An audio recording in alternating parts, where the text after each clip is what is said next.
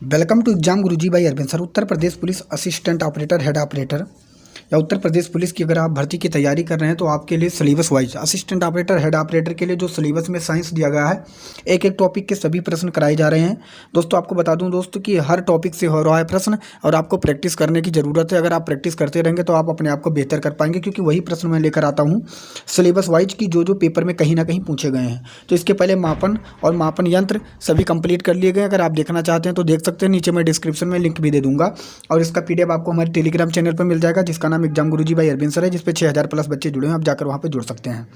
तो चलिए एक एक प्रश्न को देखेंगे दोस्तों। इसमें लगभग 35 प्रश्न है जो आपके एग्जाम की दृष्टि से काफ़ी इंपॉर्टेंट है। मैं वही प्रश्न लेकर आया हूँ जो कहीं ना कहीं पूछे गए हैं। इसमें हम कार्य के चैप्टर को कंप्लीट करेंगे। तो पहला प्रश्न आपके सामने है 130 नंबर से। इसके पहले जो कंप्लीट किया गया दोस्तों 129 प्रश्न कंप्लीट कर लिए गए हैं। तो ये कार्य से है, कार्य का एक एक पॉइंट हम देखेंगे। पहला प्रश्न आपके सामने है, निम्नलिखित में से किसमें केवल परिमाण होता है, दिशा नहीं होती? 130 का आंसर आपको बताना है। तो संवेग विस्थापन बल सब में होता है लेकिन कार्य में नहीं होता है। इसका correct answer option number C सही हो जाएगा। अगला प्रश्न आपके सामने, निम्न में कौन अधिक काम कर सकता है? एक घूमता हुआ पहिया, बंदूक की एक चलती हुई गोली, या गतिशील पत्थर, या एक उठाया हुआ हथौड़ा। तो इन चारों में जो सबसे तीव्र गति से काम करेगा वह बंदूक की एक चलती हुई गोली, जो कि ऑप्शन नंबर बी में दिया गया है। अगला प्रश्न आपके सामने, कार्य में कोई दिशा नहीं होता, केवल परिमाण होता है। कि कोई दिशा और परिमाण दोनों ही नहीं होते हैं, कि दिशा और परिमाण दोनों होते हैं, कि केवल दिशा होती है परिमाण नहीं। इन चारों में आपको बताना है। तो कार्य में मैंने बता दिया दोस्त कि इसका जो करेक्ट आंसर होगा, इसमें तो दिशा नहीं होती, केवल परिमाण होता है, जो कि ऑप्शन नंबर ये में दिया गया है। ये इसका करेक्ट आंसर हो जाएगा। अगला प्रश्न आपके सामने, इसका उत्तर आपको देना है कि क्या होगा।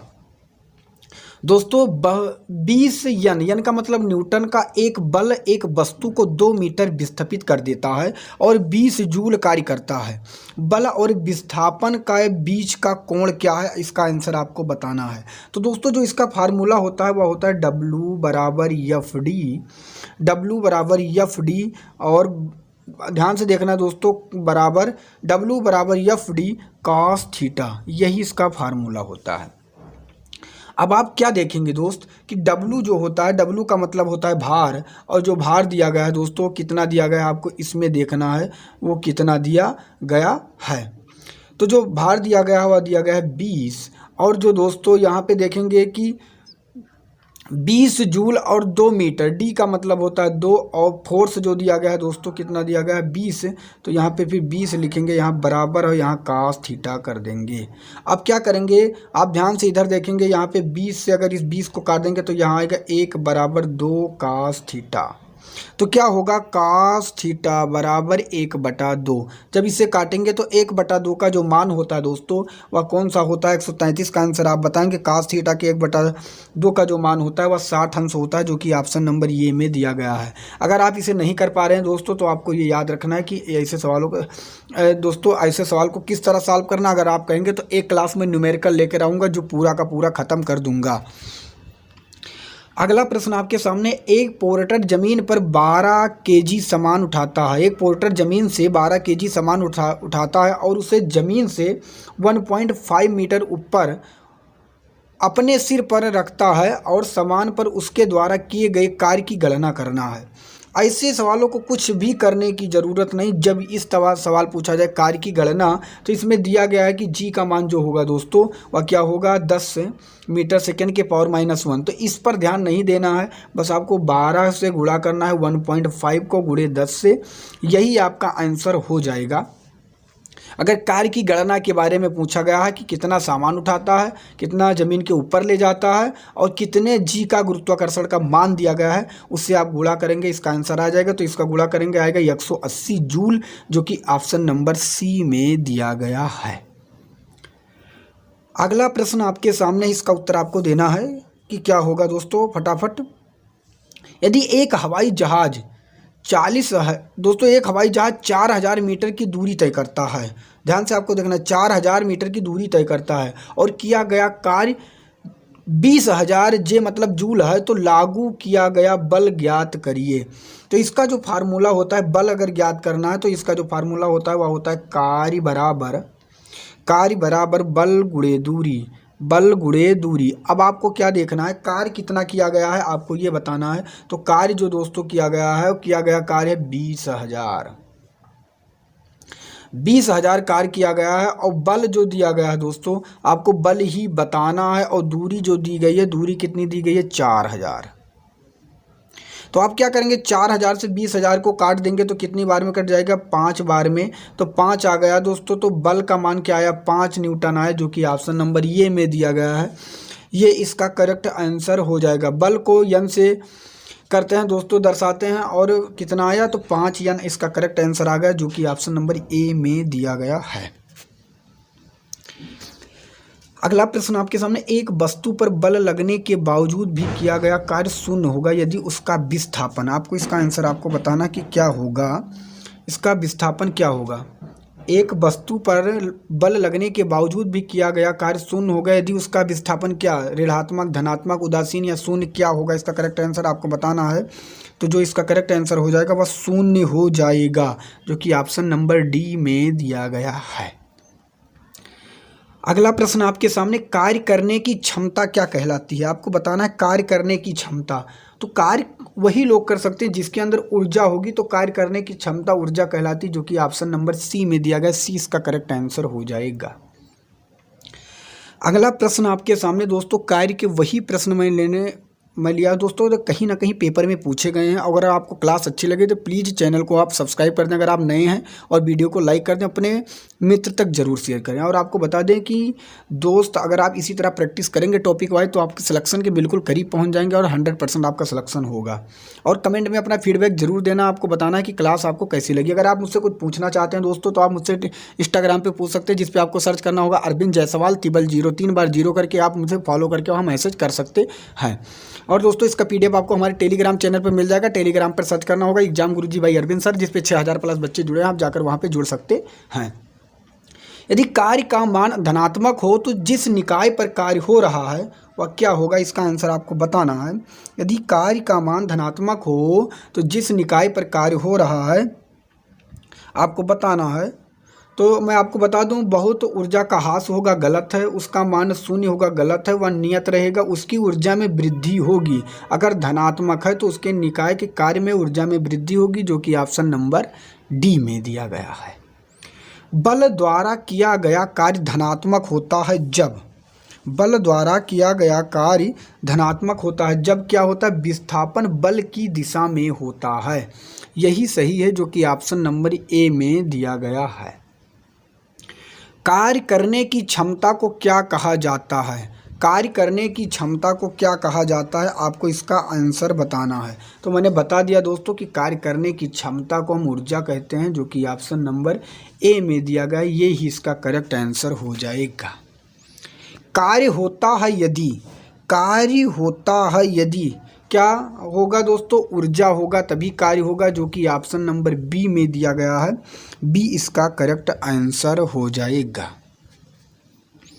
किसी वस्तु पर किया गया कार्य निम्नलिखित में से किस पर निर्भर नहीं करता है, आपको इसका आंसर बताना है कि क्या होगा। किसी वस्तु पर किया गया कार्य निम्नलिखित में से किस पर निर्भर नहीं करता है।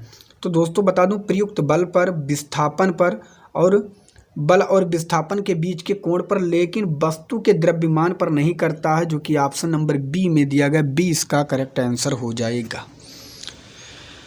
अगला प्रश्न आपके सामने, निम्नलिखित में से कौन अधिक कार्य करता है। दोस्तों इसका मैंने बता दिया था कि इसका जो करेक्ट आंसर होगा वो चलती हुई गोली सबसे तेज काम करती है, जो कि ऑप्शन नंबर बी में दिया गया है।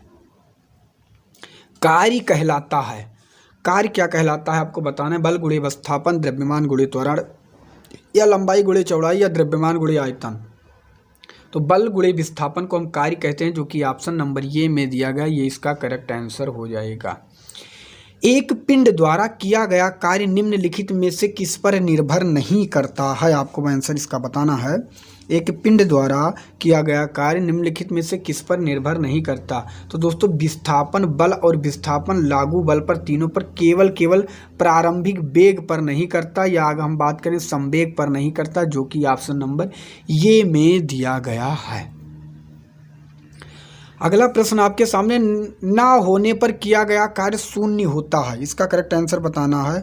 कार्य जो शून्य होता है तो क्या नहीं होता, तो कार्य शून्य होता है अगर विस्थापन ना होने पर किया गया कार्य सभी शून्य होते हैं, जो कि ऑप्शन नंबर बी में दिया गया है। बल और विस्थापन का गुणनफल क्या कहलाता है? बल और विस्थापन का गुणनफल क्या कहलाता है, आपको बताना इसका आंसर क्या होगा। तो दोस्तों जो इसका करेक्ट आंसर होगा वह क्या होगा, तो वह होगा कार्य जो होता है वह बल गुणे विस्थापन का कहलाता है, जो कि ऑप्शन नंबर सी में दिया गया है। कार्य का गुणनफल क्या है, कार्य का गुणनफल आपको बताना है, इसका करेक्ट आंसर क्या होगा। तो जो दोस्तों इसका करेक्ट क्या, ऊर्जा और आयतन गलत है, शक्ति और विस्थापन गलत है, बल और वस्तु की दिशा में विस्थापन गलत है, बल और वस्तु के बल की दिशा में विस्थापन, जो कि ऑप्शन नंबर डी में दिया गया, डी इसका करेक्ट आंसर हो जाएगा। किसी वस्तु पर किया गया कार्य निम्न में से किस पर निर्भर नहीं करता है? किसी वस्तु पर किया गया कार्य निम्न में से किस पर निर्भर नहीं करता है? तो दोस्तों आपको बताना है कि किस पे निर्भर नहीं करता, विस्थापन की वस्तु के द्रव्यमान पर, कि आरोपित बल पर, कि बल और विस्थापन के बीच के कोण पर। इसका करेक्ट आंसर आपको बताना है कि क्या होगा। तो दोस्तों किसी वस्तु पर जो किया गया कार्य निम्न में से किस पर निर्भर नहीं करता, तो वह जो है वस्तु के, तो जो इसका करेक्ट आंसर होगा वो बल और विस्थापन के बीच के कोण पर निर्भर नहीं करता। इसका correct answer option number D सही हो जाएगा। कार्य किस पर निर्भर नहीं करता है? कार्य किस पर निर्भर नहीं करता है, आपको इसका आंसर बताना है। तो कार्य जो है संवेग पर निर्भर नहीं करता है, जो कि correct answer option number D सही हो जाएगा। गति करती हुई एक कार विपरीत दिशा में आती हवा का सामना करती है और कार पर हवा द्वारा किया गया कार्य क्या होगा? ऋणात्मक, शून्य या अपरिमित या धनात्मक? इसका आंसर आपको बताना है कि क्या हो जाएगा। गति करती हुई एक कार विपरीत दिशा में हवा का सामना करती है तो कार पर हवा द्वारा किया गया कार्य क्या होगा? ऋणात्मक, धनात्मक या शून्य या कुछ नहीं? इसका करेक्ट आंसर क्या होगा? तो यह हो जाएगा ऋणात्मक होगा, जो कि ऑप्शन नंबर ए में दिया गया है। यदि वस्तु का विस्थापन शून्य हो जाता है, वस्तु का विस्थापन शून्य हो जाता है तो बल द्वारा वस्तु पर किया गया कार्य क्या होगा? बल द्वारा वस्तु पर किया गया कार्य क्या होगा? इसका करेक्ट आंसर क्या होगा? तो यह हो जाएगा शून्य हो जाएगा, जो कि ऑप्शन नंबर डी में दिया गया है।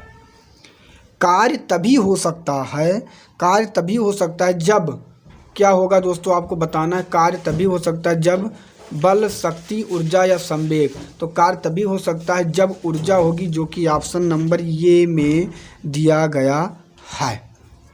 अगला प्रश्न आपके सामने, यदि कोई वस्तु वृत्ताकार पथ में घुमाई जाती है तो उस पर किया गया कार्य क्या होगा? जब वह वृत्ताकार पथ में घूमेगी तो उसका जो किया गया कार्य हो जाएगा वह शून्य हो जाएगा, जो कि ऑप्शन नंबर ए में दिया गया है।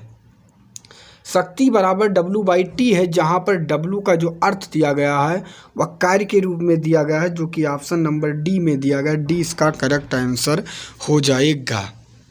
कार्य करने की गति क्या कहलाती है, आपको बताना इसका आंसर क्या होगा। तो जो कार्य करने की गति होती है वह शक्ति के रूप में कहलाती है, जो कि ऑप्शन नंबर बी में दिया गया है। बी इसका करेक्ट आंसर हो जाएगा। इसका उत्तर आपको देना है, निम्न में से कौन सी भौतिक मात्रा किए गए कार्य की गति को मापती है? किए गए कार्य को गति को मापती है, तो इसका आंसर आपको बताना है। तो जो किए गए कार्य के गति को जो मापती है वह शक्ति है, जो कि ऑप्शन नंबर डी में दिया गया है। अगला प्रश्न आपके सामने, इसका उत्तर आपको देना, शक्ति को किस रूप में व्याख्यातित किया जाता है? इसका करेक्ट आंसर क्या होगा? इसका आंसर आपको बताना है। तो जो इसका करेक्ट आंसर होगा वह दोस्तों कार्य करने की दर अथवा ऊर्जा रूपांतरण की दर को हम शक्ति के रूप में व्याख्यातित करते हैं, जो कि ऑप्शन नंबर सी में दिया गया है। सी इसका करेक्ट आंसर हो जाएगा। अगला प्रश्न आपके सामने है, निम्नलिखित में से कौन सी भौतिक राशि किए गए कार्य की दर कहलाती है? कौन सी भौतिक राशि किए गए कार्य की दर कहलाती है? तो इसका आंसर आपको बताना कि क्या होगा। तो जो भौतिक राशि है कार्य की दर में होती है, जो वह होती है शक्ति के रूप में, जो कि ऑप्शन नंबर ये में दिया गया, ये इसका करेक्ट आंसर हो जाएगा। अगला प्रश्न आपके सामने है, उस भौतिक मात्रा का नाम बताएं जो बल और वेग के गुणनफल के बराबर है। बल और वेग के गुणनफल के बराबर है, तो बल और वेग का जो गुणनफल होता है वह जो होता है शक्ति के बराबर होता है, जो कि ऑप्शन नंबर सी में दिया गया है। तो आशा करता हूँ यह क्लास आपको अच्छा लगा होगा और कमेंट में अपना फीडबैक ज़रूर देना कि क्लास आपको कैसी लगी। अगर आप इसी तरह क्लास पाना चाहते हैं तो आप लोग ज़रूर प्यार दीजिएगा इस क्लास को और अपने मित्र तक ज़रूर शेयर करना और वीडियो लाइक करके अपना फीडबैक कमेंट में ज़रूर देना कि अगर आप क्लास पाना चाहते हैं या नहीं। तो मिलेंगे एक दूसरे नेक्स्ट वीडियो में, तब तक के लिए जय हिंद, जय भारत, वंदे मातरम।